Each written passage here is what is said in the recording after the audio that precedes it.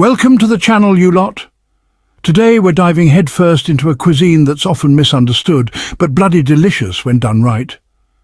British food. Forget your soggy chips and bland mushy peas. We're going on a culinary journey to uncover the hidden gems, the regional specialties, the dishes your nan used to make. We're talking hearty pies, fresh seafood, and puddings that'll make you wish you had a bigger stomach. British cuisine is more than just fish and chips, you donkey. It's a melting pot of cultures and traditions, each region boasting its own unique dishes. Take Cornwall, for instance, a rugged peninsula in southwest England, known for its stunning coastline and, wait for it, Stargazy Pie. This savoury pie is not for the faint of heart. Picture this, a flaky pastry crust encasing a rich, creamy filling of fish, often pilchards or sardines cooked in milk and seasoned with herbs. But here's the kicker. The fish heads are poked through the crust, their lifeless eyes staring up at the heavens. It might sound like a load of old bollocks, but this dish has a fascinating history dating back to the 16th century.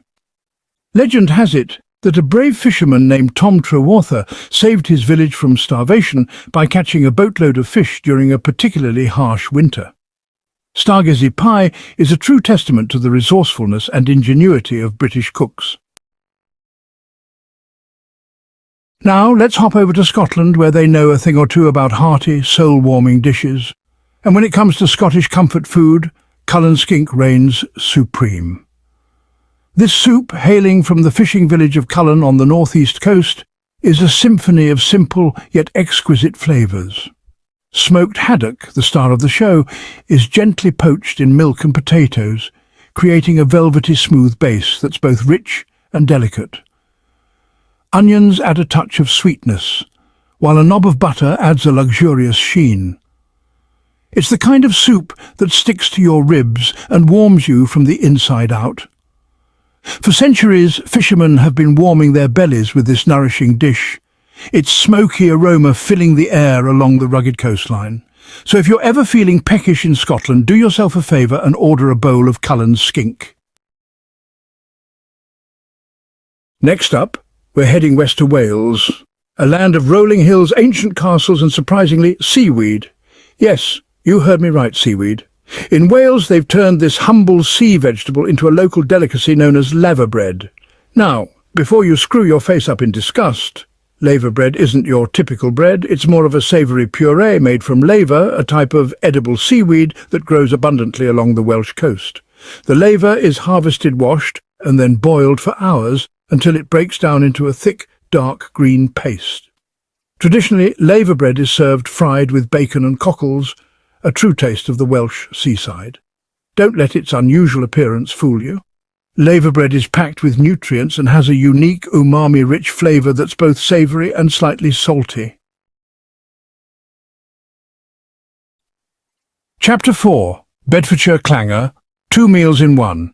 Let's journey back to England, this time to the heart of the country, Bedfordshire, where a peculiar pastry awaits, the Bedfordshire Clanger. This savoury suet pudding is not your average pie. It's a culinary marvel that combines both sweet and savoury flavours in one convenient package. Imagine a large oblong dumpling, half filled with savoury meat and vegetables, the other half with a sweet filling, often jam or fruit. It's like 2 meals in one. A culinary chameleon that can satisfy both your savoury and sweet cravings. The Bedfordshire Clanger was a favourite among farm workers in the 19th century, providing them with a hearty and portable meal that could be eaten on the go. The savoury end would fuel their bodies, while the sweet end offered a delightful treat. Today it's more commonly baked, but the flavours remain just as satisfying.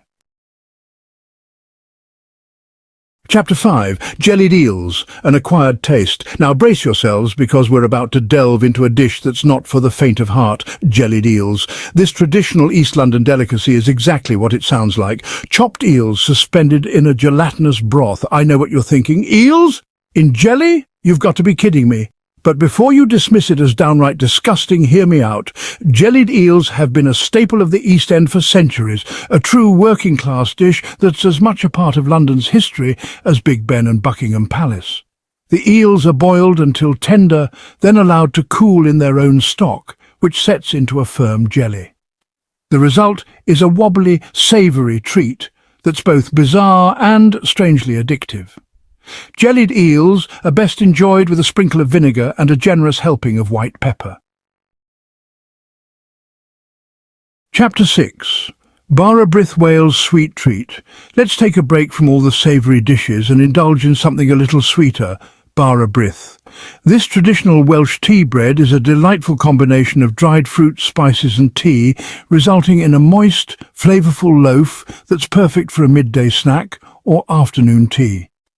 Bara Brith, which literally translates to speckled bread in Welsh, gets its distinctive speckled appearance from the dried fruits, typically raisins, currants and candied peel, that are soaked in tea overnight before being added to the dough. The tea not only adds flavour, but also helps to plump up the fruit, resulting in a moist and flavourful loaf. The addition of spices like cinnamon, nutmeg and mixed spice adds warmth and complexity to the flavour profile. Bara Brith is best enjoyed sliced and spread with butter, allowing the flavours of the fruit and spices to shine through. Chapter 7. Lancashire Hotpot, a hearty classic. Back to the north of England we go, this time to Lancashire, where a hearty and comforting dish awaits, Lancashire Hotpot. This classic casserole is a true testament to the resourcefulness of British cooks, transforming simple ingredients into a meal that's both satisfying and delicious. Lancashire Hotpot is essentially a layered stew of lamb or mutton, onions and potatoes, slowly cooked in a flavourful gravy until the meat is meltingly tender and the potatoes are golden brown and crispy. The magic of Lancashire Hotpot lies in its simplicity. The ingredients are few, but the flavours are deep and complex thanks to the slow cooking process that allows the flavours to meld and develop. Traditionally, Lancashire Hotpot was cooked in a heavy-bottomed pot over an open fire, allowing the potatoes to caramelise and form a crispy crust on top. Chapter 8. Now, it's time to face our fears and confront the elephant in the room, or rather the sheep in the stomach, haggis. This iconic Scottish dish, often met with trepidation and disgust by those unfamiliar with its charms, is a true culinary adventure, a testament to the nose-to-tail philosophy that's making a comeback in modern cuisine. Haggis, for the uninitiated, is a savoury pudding made from a sheep's heart, liver and lungs, minced with onions, oatmeal, suet, spices and salt, all encased in the sheep's stomach and boiled. I know, it sounds absolutely dreadful, but trust me on this one, haggis is far more delicious than its description suggests.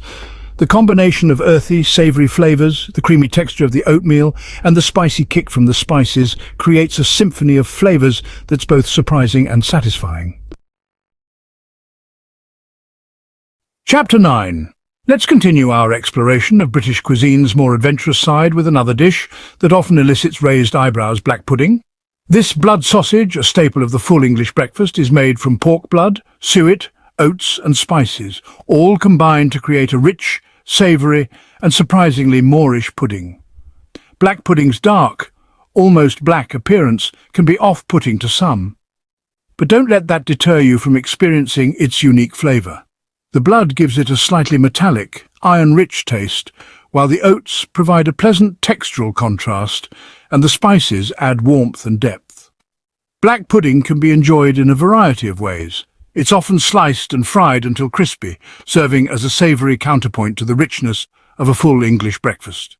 It can also be crumbled and added to stews and casseroles, adding depth and complexity to the flavour profile. Chapter 10. As we come to the end of our British culinary adventure, let's finish with two dishes that exemplify the comforting and satisfying nature of British cuisine: Welsh Rarebit and toad in the hole. Welsh Rarebit, despite its name, contains no rabbit. It's essentially a cheesy toast on steroids, a gloriously indulgent dish of melted cheese, often cheddar or Lancashire, mixed with beer, mustard and Worcestershire sauce, all slathered over thick slices of toasted bread and grilled until bubbly and golden brown. Toad in the hole, on the other hand, is a dish that's as much fun to say as it is to eat. It consists of sausages, usually pork sausages, baked in a Yorkshire pudding batter until golden brown and puffed up. So there you have it, you lot. A culinary journey through the best of British cuisine, proving that there's more to it than meets the eye. From the bizarre to the beautiful, the traditional to the unexpected, British food is a melting pot of flavours and textures that's sure to surprise and delight. And be sure to let us know in the comments which of these dishes you're most excited to try. So hit that subscribe button, ring the bell for notifications, and let's turn the page on a new adventure together. Get ready to experience books like never before, only on VBook 360. Like, comment, and share to support the channel and keep the video magic alive. Thank you for stopping by. And remember, every video has a story, and every story deserves to be shared. See you in the next video.